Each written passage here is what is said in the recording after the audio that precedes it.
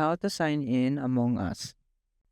So first off, you just have to open your Among Us and you can see this screen. You just click I understand.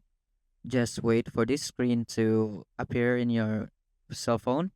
And if this is your account, this is my account. So if you have another account, just click add another account. So if you are okay with this account, let's go with continue. As you can see in the top right button. So as you can see, I just click my email and you just have to click continue to move on. So click continue again when you see this sign in with Google and just click it and you just have to go to continue again. So once it's done, you just have to get into age verification.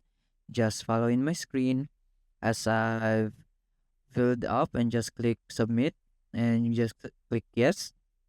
And after that, just click sign in again and it will appear success. You've successfully signed in into your account.